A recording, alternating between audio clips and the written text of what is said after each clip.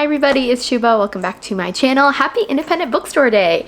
It is Saturday, April 27th, and today is Independent Bookstore Day, and I am very excited because I'm going to be bopping around Kansas City to some local bookstores to celebrate, and I thought I would take you along with me. I'm going with my friend Logan. We're gonna go to two bookstores in Overland Park, and then Rainy Day Books, Under the Cover, which is a romance bookstore, and then we will be ending with Bliss Books and Wine.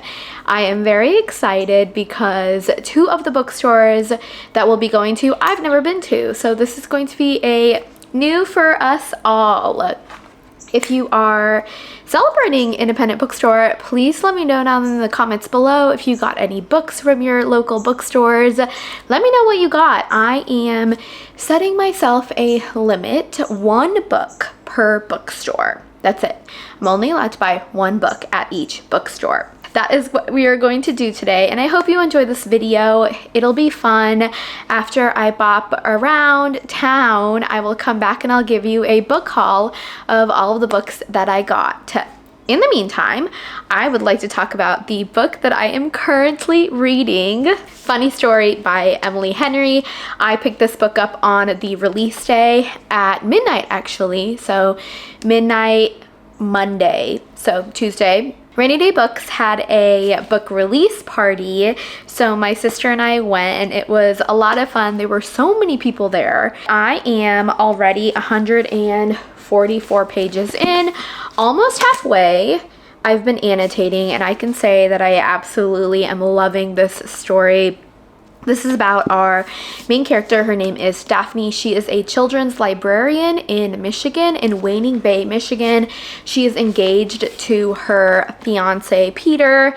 They are happy together. They live in a house in Waning Bay, Michigan, and Peter is at his bachelor party, comes back and breaks up with Daphne, his fiance, because he realizes that he is in love with his childhood best friend, Petra.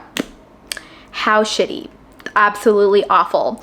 So Peter and Petra run off out of town, and he basically says you have a week to get all of your stuff packed up and leave. Because she has to move out, she ends up living with and being roommates with Petra's ex, Miles.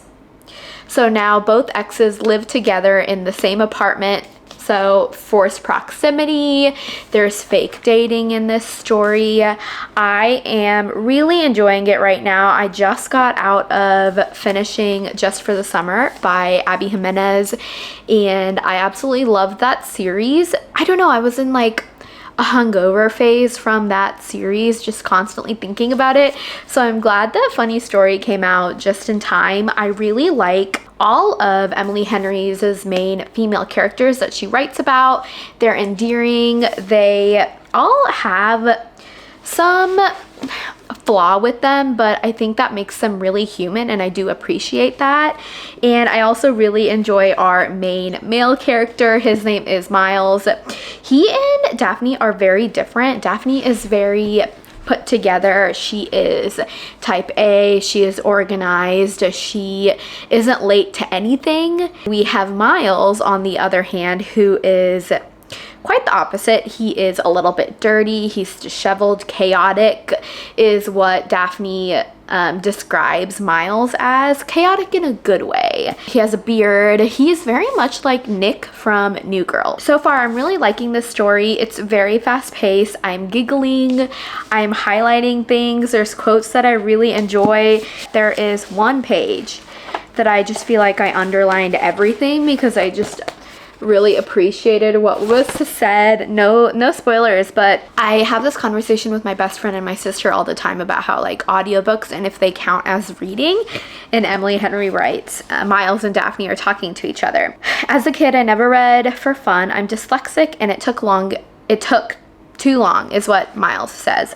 And then Daphne goes, what about audiobooks? I say. Does that count? He asks. Of course it counts, I say. His eyes narrow. Are you sure? I'm a librarian, I say. If anyone gets to decide whether it counts or not, it's me. I thought that was cute and very accurate. I do believe that listening to audiobooks counts as reading. It is a form of reading. So I thought that was just really sweet. I like that our main character is a librarian, Daphne. She and Miles are just dealing with so much sadness, and I think that is an interesting characteristic to really hone in on, and it makes them relatable and relate to each other and kind of comfort each other through that. Overall, I really do like this story. I forgot how much I enjoy Emily Henry. I've read all of her books except Beach Read, so I'm looking forward to finishing this, and then I think over the summer I will read Beach Read. Can we talk about the cover for a second? I love the color scheme of the cover, and also the fact that he's wearing Crocs is just very, very silly to me. I wear Crocs. They're my backyard outdoor shoes, but we love Crocs. I think that if a man wears Crocs, he's a keeper. That is what we are doing today. I hope you enjoy this vlog and just coming along for me for the day. And I will talk to you when I get back and we'll go over the books that I got. Bye. Quick outfit check.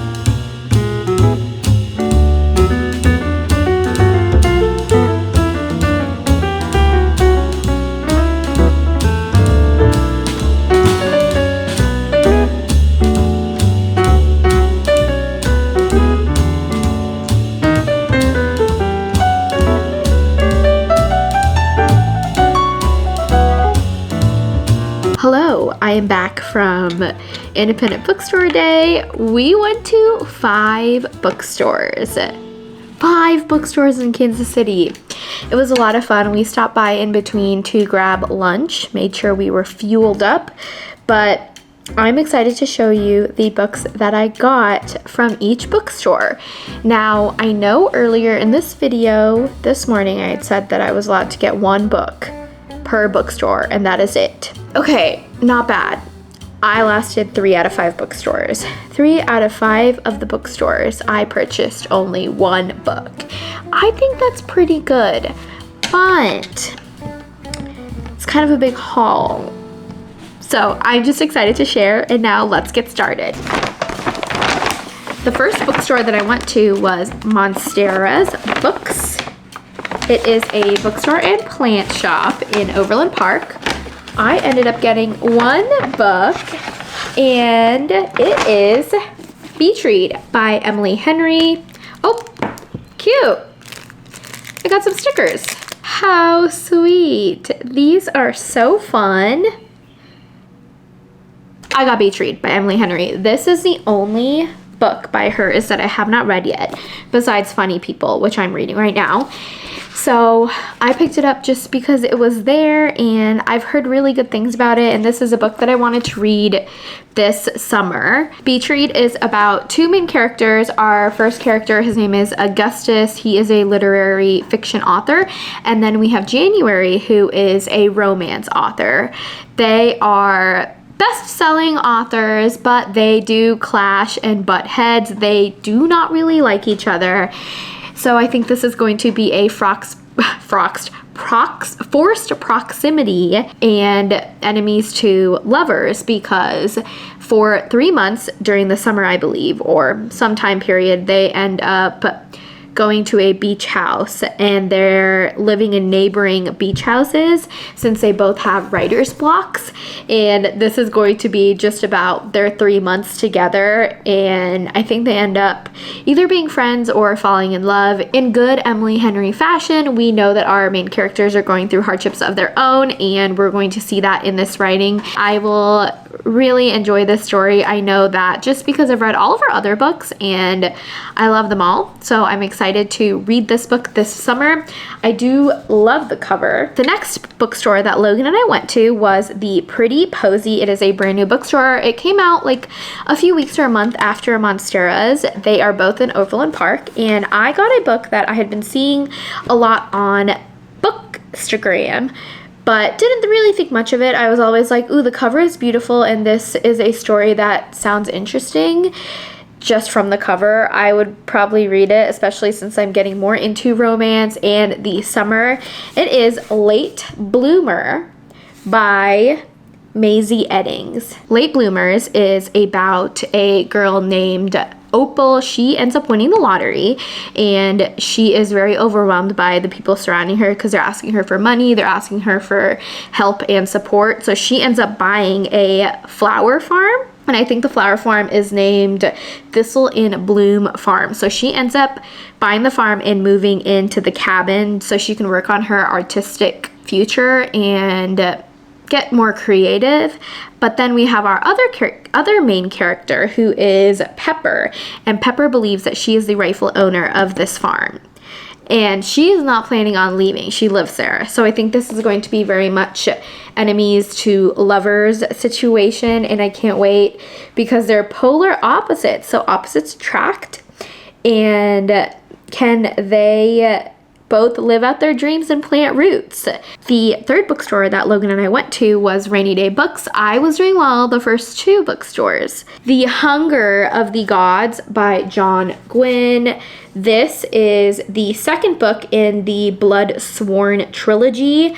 I have not read the first book, and I do own it, which is why I did pick up the second one, because it was right there staring at me. And the third story is coming out, so the final installment to this trilogy will be coming out this year. So I decided I would just pick this up. I don't really know much about this trilogy, but the reason why I had picked up this story is because I know from other people that John Gwynne is a very popular fantasy author, and his stories are stunning, and the world building is just intense in the best way. I also want to read something this summer or this year that is very fantasy heavy, and I want that feeling of Lord of the Rings, and I've heard that these are very good. Hopefully I will think so too. The next book that I got from Rainy Days is a book that was recommended, and honestly, she had to say less. All she told me for Unbound by Christy Healy is that this is a Beauty and the Beast retelling, but Beauty is the Beast. She said that, and I just decided, sure, I'll give it a try. The cover is stunning. I love a good Beauty and the Beast retelling. ACOTAR, Beauty and the Beast, of course, and then now Unbound. I'm excited to add this story to my retellings of all retellings. The last book that I got from Rainy Day is The Mountain in the Sea, solely for the cover. It is absolutely beautiful. I love the colors. I love the greens and the pinks. So beautiful. This is by Ray Naylor. The Mountain in the Sea is supposed to be a debut novel that is thrilling and just very engaging. The back cover says it is very futuristic and eco-punk or cyberpunk thriller. I just thought that description was interesting. A weird, quirky way to describe a book. But this story is about a tech corporation where a species of octopus has been discovered that may develop its own language and culture. There's a marine biologist who has spent a lot of her lives researching cephalopod intelligence, and she'll do anything to get a chance to study the specific octopus. And then as this main character, this biologist, she gets involved with this tech corporation, I think she learns a lot more about this species, and we end up learning that these octopus are having a mind of their own, and they are just right under our noses developing and doing something that could really affect humankind and technology in general. Sounds very fascinating. Octopus are very interesting to me. I'm a vegetarian. I do not eat meat, and I don't eat fish either. I don't even eat chicken. I don't eat things that have feelings. I just think this is going to be very fascinating. Not only is the cover beautiful, but this book was a finalist for the Nebula Award and Los Angeles Times Ray Bradbury Prize. This final book that I got from Rainy Day Books is a gift for my sister, and it is The Undertaking of Heart and Mercy by Megan Bannon. Megan Bannon is a Kansas City local author, and she was so sweet. I had never met her before. She was bopping around for Independent Bookstore Day as well, so she did sign this copy, and I plan on giving it to my sister. Her birthday is coming up in May. She has not read this story before, but she is the one who recommended that I pick up this story because she said that people have said that the book was very good, and I agree, the book was really good. I read it this month. Can't wait to tell you about it in my wrap-up. The fourth spot that we went to was Under the Cover, Kansas City, which is a all-romance bookstore. Now, this is probably one of my favorite bookstores after Rainy Day just because it is so unique. This is one of the stores where I did do some damage on top of Rainy Day Books. First book that I got is Salt Kiss by Sierra Simone. Sierra Simone is a local author. I've heard nothing but good things about her as an author in general, and I wanted to pick up Salt Kiss because the sequel is supposed to be coming out this summer. Salt Kiss by Sierra Simone. This is a part of the Lioness trilogy. This is the first story. The second one comes out, I believe, this summer. The back headline says, Falling in Love with the Husband and His Wife? Torture. This is supposed to be a Tristan and Isolde retelling. Now, I don't know if I remember this story. I'm pretty sure I watched the movie way back when, but I'll have to read this and rewatch the movie. So I did pick this book up since it is by a local author. This next book that I got is This Could Be Us by Kennedy Ryan. I've just been seeing this cover everywhere, and now I'm really worried because I think that this is the sequel. I hope this isn't. I hope this is a standalone. My phone is all the way over there, and I'm too lazy to pick it up. Regardless, I got it. I'm still going to read it, and I'm going to look up if this is the first book or not. The headline says, She's a woman who wants more and knows that she deserves it. Our main character, Soledad Barnes, has her life all planned out.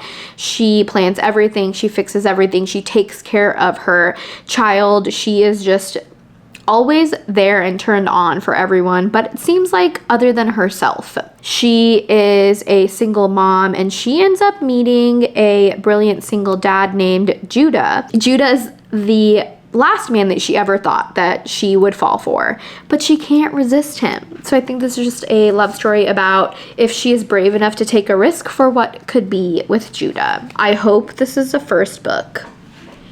If not, c'est la vie, I'll just have to go back and pick up the first one. Another book that I got is The Emma Project by Sonali Dev. I am obsessed with this artwork, and cover of this story, and the series in all entirety is just so fun. This is a retelling of Emma by Jane Austen. The reason why I picked this story up specifically is because, yes, this is an South Asian author, but also this summer I am planning on reading Emma by Jane Austen for a book club at Rainy Day Books. And we're also going to be watching Clueless.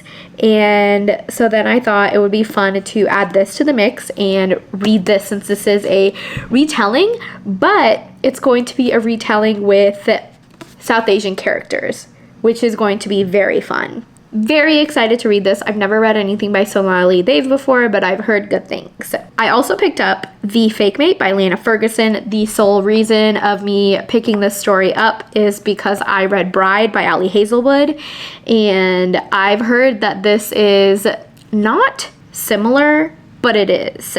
The Fake Mate is about two wolf shifters who decide to fake date to keep her grandmother off her back. I like a fake dating trope. I think it's fun. I'm also slowly trying to delve deeper into this Omegaverse realm, so I thought I would start with this steamy paranormal romantic comedy. All right, now this last is a 3-booker. If it's a series, it only counts as one. I accidentally bought A Dance of Burning Sea by E.J. Mello, and it turns out that this is the second book to the series, to the trilogy. So of course I had to go back and get the first book, Song of the Forever Rains, and then I just thought, since I'm already getting 2 books, I might as well get the third book, which is Symphony for a Deadly Throne. I thought the spines were beautiful, which was one of the reasons why I picked it up and decided to take a look at what this story is about. This is a romantasy. That's all I really know. It seems like a fantasy that is going to be different than what I normally read. It says, the Thief Kingdom is a place hidden within a world of Adalor. Many whisper of its existence, but few have found this place where magic and pleasure abound. There, the mysterious Thief King reigns supreme with the help of Mose, a trio of reverend and fearless sorcerers. Magic. It's just going to be about magic in a magical world. That's all I got from the back so far. But I think that these covers are stunning, and I can't wait to read these books. This is a female author, so love to support that. The bottom says, welcome to the world of Adalor, where lords and ladies can be murderers and thieves, and the most alluring notes are often the deadliest. Dare to listen. This seems like it's going to be similar in the fantasy world of Throne of Glass. Not exactly, but I feel like there's going to be a lot of world building, since this is a new world of Adalor. Never heard of it. It's not in the United States, that's for sure. I'm not funny. But I think that it's time for me to not read fantasy stories that other people are telling me to read, or the very, very popular fantasy stories. I think that there's so much out there by independent authors, by authors that I've never heard of, that not a lot of people have heard of before, and I really want to spend some time reading from those authors because they deserve to be given a shot as well. And it's great that I am supporting Sarah J. Maas, and I'm actually going to be rereading Throne of Glass with Logan this summer. But I also want to read romantasy stories that I've never heard of before, that I have chosen and selected to read for myself, not because of other people telling me to read that or other people recommending it to me. Does that make sense? I am just trying to expand my reading standards and just try finding authors for myself. I think that's the beauty of reading, since there's so much out there and there's so many authors. So I think that is something that I'm going to try to focus on. And we're going to start with this trilogy. Never heard of before until today.